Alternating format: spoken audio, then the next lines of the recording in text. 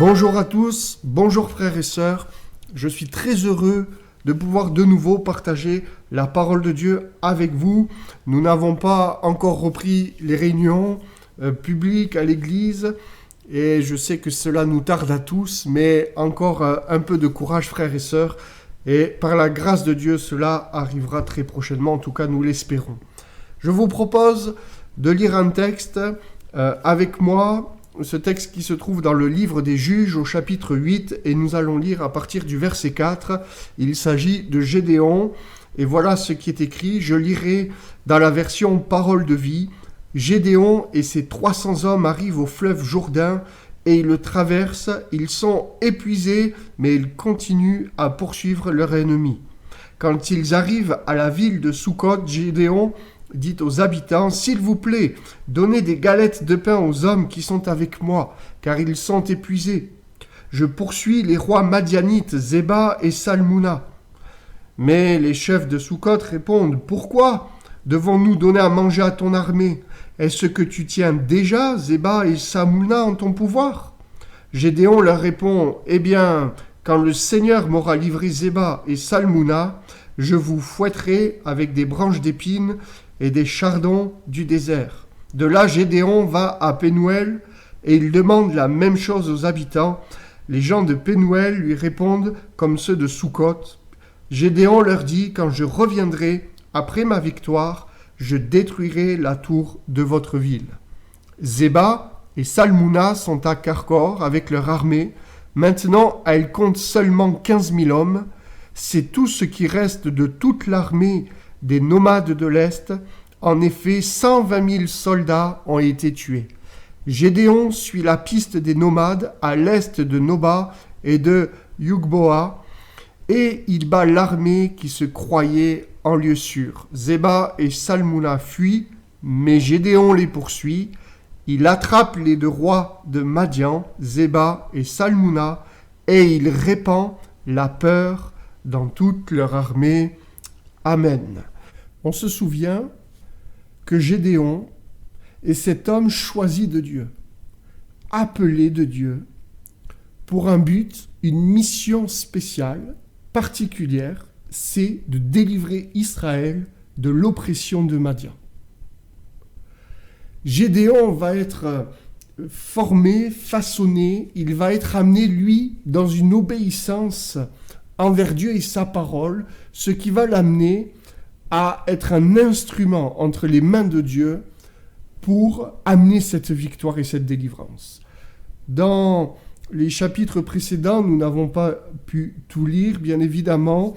Nous nous souvenons peut-être de cette victoire extraordinaire où Gédéon va partir avec 32 000 hommes pour combattre Madian.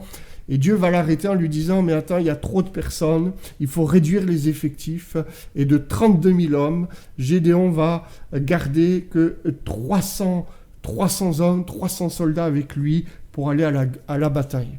Dieu ne partage pas sa gloire, nous le savons. Dieu veut se glorifier au travers de nos faiblesses, au travers des choses folles de ce monde. Il veut sans cesse amener à ce que nous puissions le glorifier, exalter sa puissance qui se manifeste. Effectivement, donc Dieu va accorder une victoire. Les hommes vont crier, lancer ce cri de guerre qui est en fait le résultat d'une foi et d'une confiance. Épée pour l'Éternel et pour Gédéon, alors qu'à leurs mains, ils n'avaient aucune épée. Ils avaient des trompettes, des cruches vides et des flambeaux à l'intérieur. C'est là une image extraordinaire du combat spirituel qui utilise les armes selon Dieu et non pas les armes du monde, car les batailles que nous avons à livrer, frères et sœurs, ne sont pas contre la chair et le sang, mais nous le savons, nous avons à lutter dans les mondes célestes, c'est le combat spirituel. Et pour ce combat, bien évidemment, il nous faut prendre les armes de Dieu. La victoire va être manifeste, Dieu va agir. 2 chefs madianites vont fuir, et c'est la tribu d'Éphraïm qui vont les stopper, les arrêter et les mettre à mort. Il s'agit d'Oreb et de Zeb. Je vais juste m'attarder un instant sur leur signification, car elle nous parle d'une certaine manière. Oreb, cela signifie corbeau, Et il y a un verset, des versets qui nous amènent à comprendre que le corbeau, c'est cet animal qui pouvait percer les yeux. Et ça nous parle de l'ennemi qui œuvre, qui travaille dans nos vies à ce que nous ayons notre vision spirituelle anéantie. Et c'est une des armes de l'ennemi de nos âmes qui est là et qui est mise en lumière au travers de ce texte. Mais la Bible nous dit que Éphraïm a réussi à l'attraper et le mettre à mort. Et frères et sœurs, n'ayons aucune crainte, notre Dieu sait nous amener à cette victoire. Ne laissons pas l'ennemi percer nos yeux, gardons toujours un regard spirituel sur les choses. Zeb, c'est littéralement loup, et on sait que le loup n'a qu'une seule idée en tête, c'est de dévorer. Il est cruel, il veut dévaster, et on sait que aujourd'hui, plus que jamais, dans les temps que nous vivons, des loups vont se lever pour dévorer, détruire, mais notre Dieu nous a promis d'être avec nous pour nous garder dans sa vérité, dans sa main. En tous les cas, ces 2 chefs madianites ont été arrêtés par la tribu d'Éphraïm. C'était très certainement des princes et des gouverneurs. Ils vont être mis à mort, comme je l'ai dit. Ce qui nous intéresse à ce moment-là, frères et sœurs, c'est que Gédéon et ses 300 hommes ne vont pas s'arrêter une fois que ces 2 chefs vont mourir, mais ils vont continuer parce qu'ils savent qu'il y a encore 2 rois à attraper.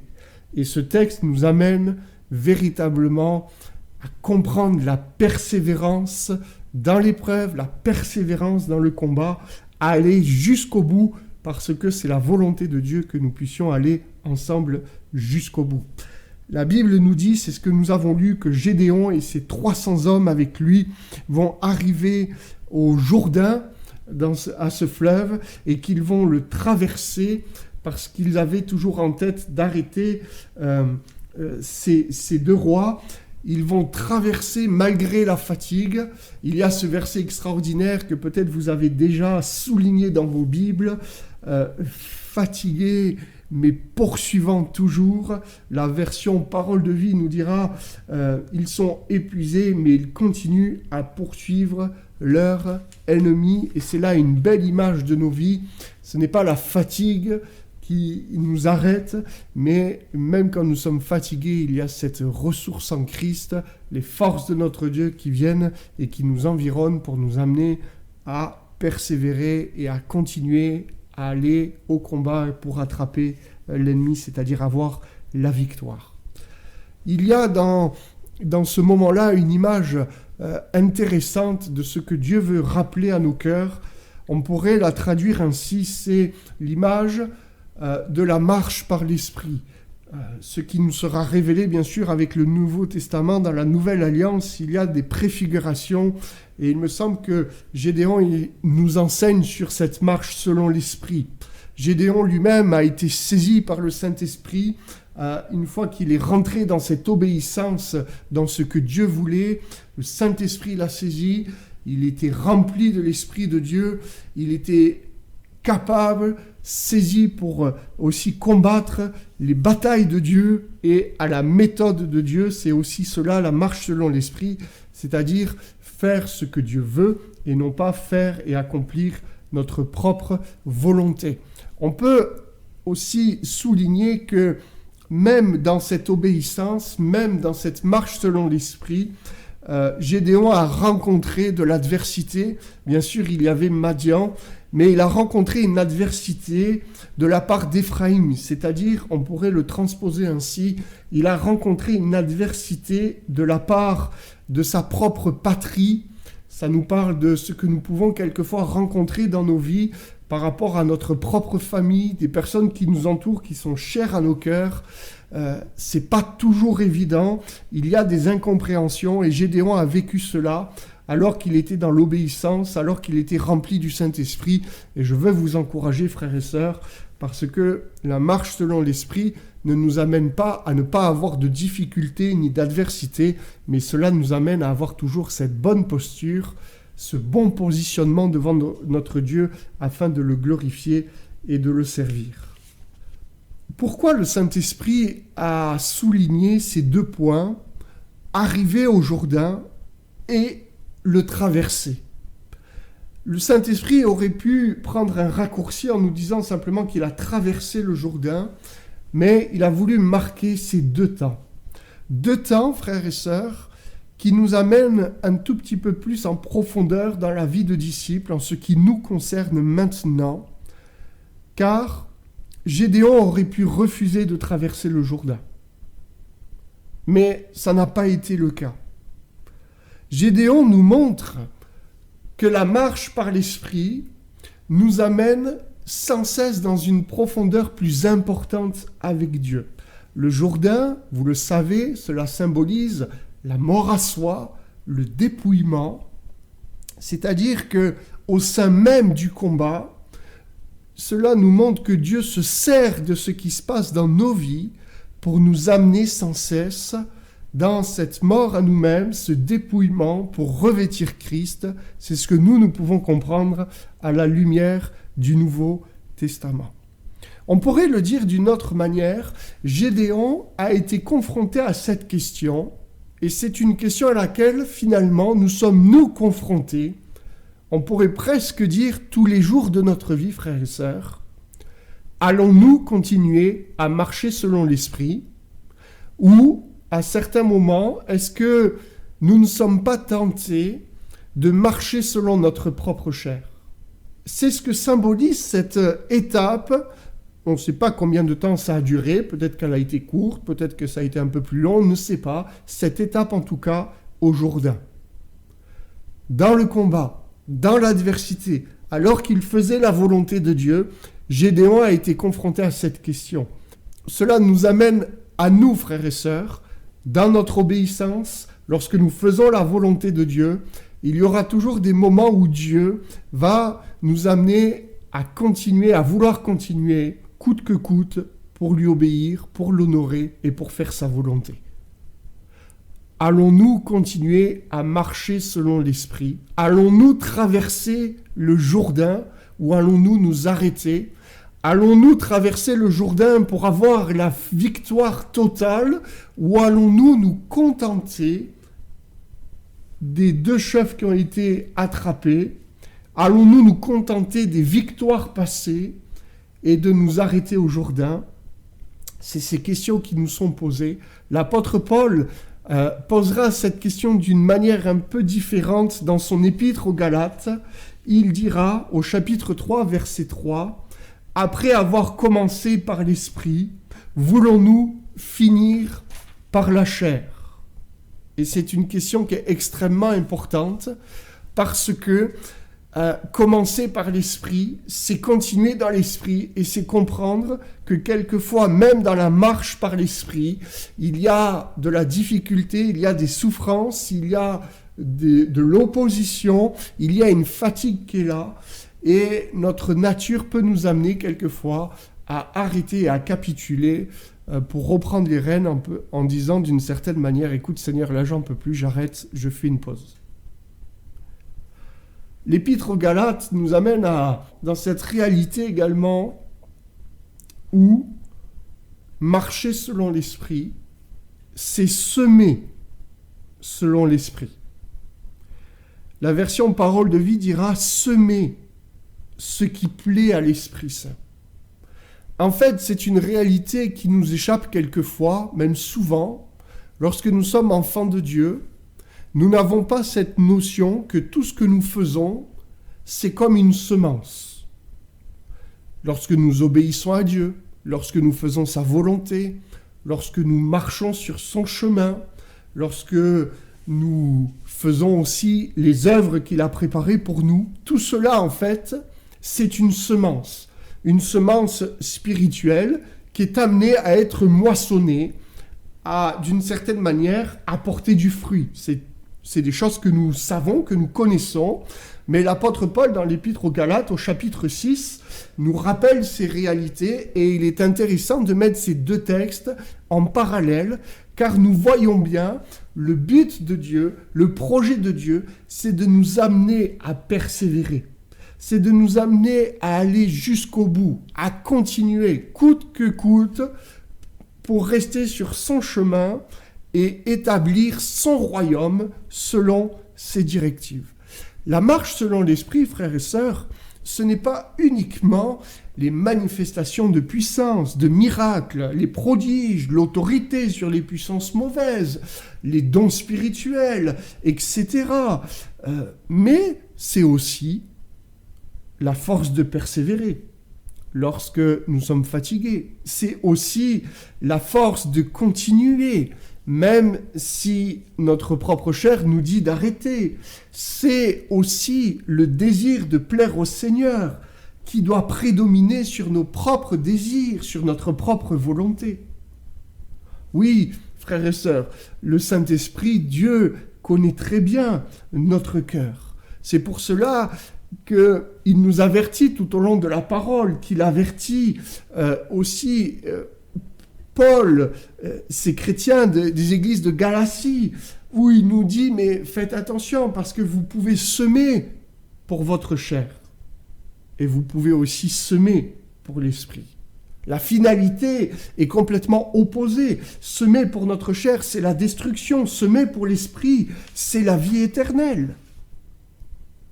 Et nous devons être encouragés à continuer à semer pour l'esprit, à semer en faisant ce qui plaît à Dieu, car le produit de cela, le fruit de cela, ce sera un fruit que produit le Saint-Esprit en nous, qui amènera à ce que la vie de Dieu se manifeste. Oui, frères et sœurs, il se peut que quelquefois nous pouvons être las de combattre. Nous pouvons être fatigués de poursuivre le combat. Nous pouvons être fatigués de l'adversité qui se manifeste dans nos vies. Et cette question peut venir sur nos cœurs. Après tout, 2 chefs ont été attrapés. Est-ce que c'est pas suffisant ? On peut se poser cette question. Mais Seigneur, j'ai déjà persévéré. Seigneur, j'ai déjà fait ceci ou cela. Est-ce que c'est pas suffisant ? Est-ce que je peux pas être un peu tranquille ? Excusez-moi de le dire comme cela. Je crois, frères et sœurs, que Dieu veut nous encourager à aller jusqu'au bout. Vous savez, ce n'est pas pour rien, ni un hasard, excusez-moi le mot, si à la suite du fruit de l'esprit, l'apôtre Paul encourage à semer par l'esprit et qu'il rajoute cette parole, ne nous lassons pas de faire le bien. Ce n'est pas pour rien que Dieu, dans sa parole, nous encourage toujours, nous amène à ne pas nous décourager, mais à fixer les regards sur lui, nous amène à comprendre, même si autour de nous, comme nous l'avons lu pour Gédéon, alors que nous faisons son œuvre, certains nous refusent du pain, certains nous refusent une aide. Frères et sœurs, Dieu nous dit, mais continue, parce que c'est lui qui donne la victoire, c'est lui qui nous amène à faire le bien, à manifester un fruit qui aura une portée éternelle pour nos enfants, pour la famille, là où le Seigneur nous a placés. Quelquefois, peut-être, nous avons ce sentiment d'être seuls, d'être délaissés, abandonnés. Mais Dieu le voit et Dieu nous dit, mais continuez, car lorsque nous continuons, nous semons pour l'Esprit, nous semons pour Dieu. Notre vie est une semence pour Dieu, qui amènera un fruit selon la volonté de notre Dieu. Oui, ne nous décourageons pas de faire le bien, de faire la volonté de Dieu. Le Saint-Esprit met en lumière ce point important de notre vie chrétienne, où quelquefois c'est plus facile de semer selon la chair. C'est plus facile de rester au Jourdain que de le traverser. C'est plus facile d'arrêter de poursuivre les ennemis que de continuer de les poursuivre. C'est plus facile de se satisfaire des victoires qui sont là que de chercher la victoire totale, finale. Il y a une certaine facilité quelquefois qui s'offre devant nous. Mais Dieu nous dit continuez, persévérer pour avoir cette victoire que Dieu a prévue pour nous, de nous donner. Il y a une finalité, frères et sœurs. Il y a une finalité glorieuse pour ceux qui acceptent de traverser le Jourdain, pour ceux qui acceptent d'aller au combat, pour ceux qui acceptent de persévérer, de faire le bien, de semer pour l'esprit. C'est cette finalité, c'est cette moisson que Dieu nous promet au temps voulu, si nous ne relâchons pas. La finalité que Dieu poursuit dans notre vie, c'est ce fruit qui sera manifesté à la gloire de Dieu. Ce fruit qui sera la marque de Christ dans notre existence, qui sera comme ce beau parfum qui émanera de notre vie et qui amènera notre entourage à voir l'action de Dieu, que Dieu est vivant et réel dans notre vie et qui se manifeste autour de nous. Dieu s'engage, frères et sœurs, pour nous, en nous disant qu'il y aura cette moisson. Il y aura un temps où le Saint-Esprit va produire la vie, cette vie abondante dans notre existence, mais autour de nous. Oui, tenons ferme, frères et sœurs. Allons jusqu'au bout.